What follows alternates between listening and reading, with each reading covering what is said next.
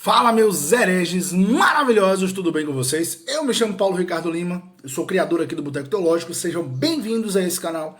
Antes da gente começar o vídeo, peço que você se inscreva no canal, ative as notificações, gente, a sua inscrição é muito importante, tá? E durante o vídeo eu já quero que você comente aqui o que você tá achando do canal, que você veja outros vídeos, tá? Esse vídeo é da playlist de notícias, que eu sempre comento aqui do Onde Léo Dias, né? O pessoal diz que eu dou Onde Léo Dias. Então, eu estou comentando aqui algumas notícias que eu vi. E ontem eu fui abordado por uma notícia muito interessante, né? E que, assim, é uma situação um pouco adversa, né? A Assembleia de Deus, né? Eu acho que vocês já viram aí no thumbnail, já viram aí no título, né? A Assembleia de Deus é a maior congregação pentecostal do Brasil e uma das maiores do mundo, lógico, né?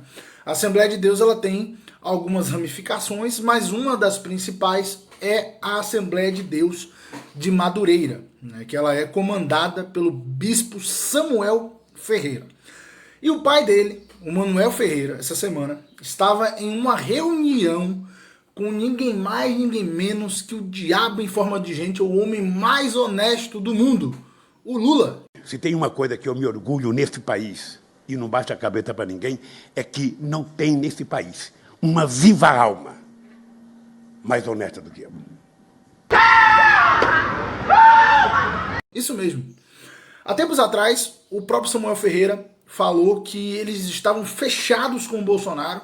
A família Ferreira, os comandantes da Assembleia de Deus de Madureira, estavam fechadíssimos com o Bolsonaro. Mas agora eles apareceram, o pai, né, apareceu em uma reunião com o próprio Lula. A notícia foi divulgada em primeiro lugar pelo Antony Garotinho, que, para quem não sabe, já foi processado inúmeras vezes e é acusado de corrupção, né?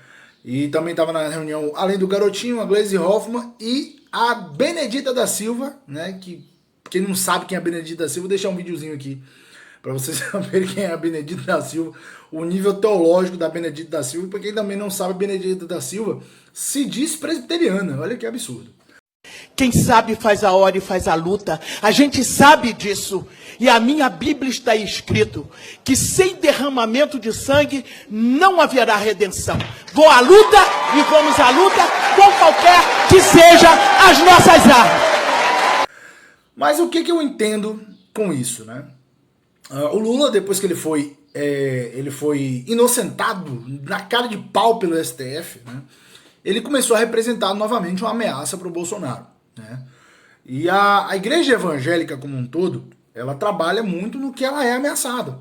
A igreja evangélica, não sei porquê, mas ela precisa de uma representação política, tanto que nós temos a bancada evangélica, tanto no Senado quanto no Congresso, e o Bolsonaro basicamente um representante mor dos evangélicos do Brasil, né?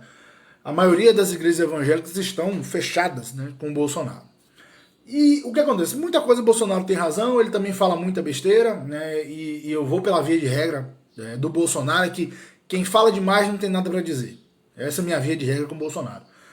Tem muita coisa que dá certo, tem muita coisa que ele erra, eu não sou dos seus maiores apoiadores. No contexto da coisa, o Bolsonaro tá fazendo um governo regular. Ele, para mim, é mais uma rainha da Inglaterra do que governante, né?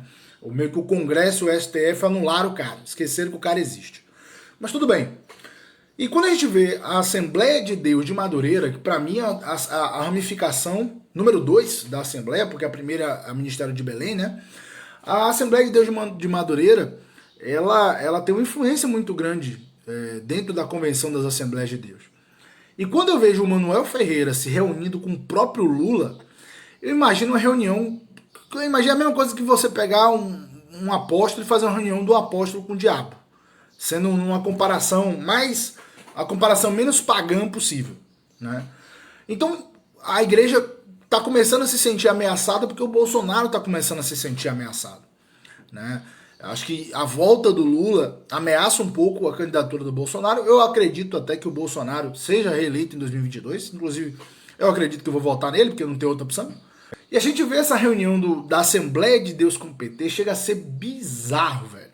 Lógico, isso já aconteceu antes, em outras oportunidades, já. O PT já invadiu várias igrejas para tentar angariar voto dos evangélicos. E por muito tempo, inclusive até 2014, eu acho, o PT ainda reinava em algumas igrejas evangélicas, né? Muitos dos evangélicos não votaram, por exemplo, no Aécio em 2014 porque o Aécio é maçom, entendeu? Ou porque o Aécio usava droga e preferiram a Dilma, que depois, 2 anos depois, tiraram a Dilma. Não dá para entender. O que acontece é que os evangélicos podem sim decidir uma eleição. Tanto que os evangélicos fizeram a diferença na eleição do Bolsonaro, porque os evangélicos no Brasil representam 40 milhões de brasileiros. Né? Só da Assembleia de Deus, se eu não me engano, são 22 milhões de brasileiros, de acordo com o IBGE. Então, essa grande parcela pode fazer uma total diferença nas eleições. E agora o PT, que na verdade ama o diabo, ama tudo que é antibíblico, ama tudo que é contra as escrituras, agora vai querer abraçar os evangélicos. Sendo que o próprio Lula, alguns meses atrás, disse que a culpa, né, da pandemia, a culpa da coisa estar lastrada, era das igrejas evangélicas. E que o papel das igrejas é ajudar para orientar as pessoas. Não é vender grão de feijão. Ou fazer culto cheio de gente sem máscara, dizendo que tem o remédio para sarar. O próprio Lula diz que depois de Jesus Cristo, ele é o homem mais honesto do mundo. Sinceramente, a gente colocar um camarada desse dentro da igreja é um erro. É um erro completo. Porque o Lula representa tudo de pior da nossa população. Bolsonaro não é a melhor maravilha do mundo. Não se trata disso.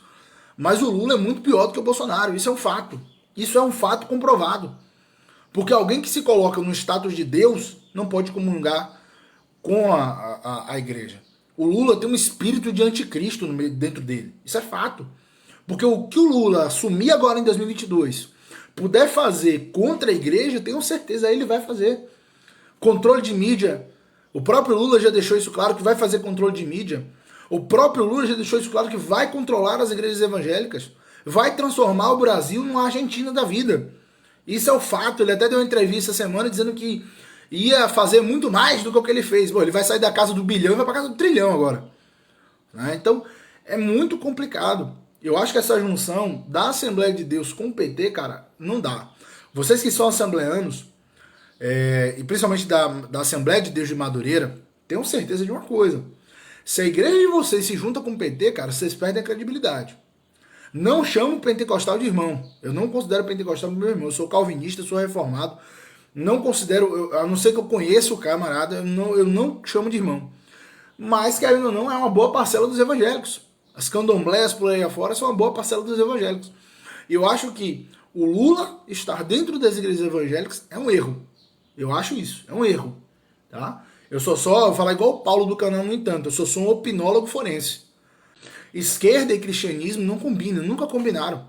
A especialidade da esquerda é matar crente. Um negócio desse, eu acho muito errado. É simplesmente decepcionante a gente ver o Manuel Ferreira, que representa uma parcela, né, significativa das igrejas, e o seu filho também, o Samuel Ferreira, para mim são dois hereges. Para mim são dois que não servem. Mas, no entanto, eles representam, né, uma parcela de liderança dentro das Assembleias de Deus. É um sinal de que o evangélico brasileiro, ele meio que surfa na onda que dá, velho. É uma demonstração que se uma onda corre, ele vai junto. O evangélico brasileiro não tem definição do que ele realmente quer. Ele navega. Pô, a onda Bolsonaro vem aí, vamos na onda Bolsonaro. A onda do Lula vem aí, então vamos na onda do Lula. Eu quero que vocês deixem a sua opinião aqui sobre esse vídeo nos comentários, sobre essa notícia que pra mim é patética. Mas a gente tem que vir comentar aqui, fazer o quê? Entendeu? Deixa aqui nos comentários o seu achismo também, o forense, né? O que vocês acham sobre essa notícia e, na minha opinião, o PT já se perdeu, já tem um tempinho. Valeu, minha gente. Tchau, tchau.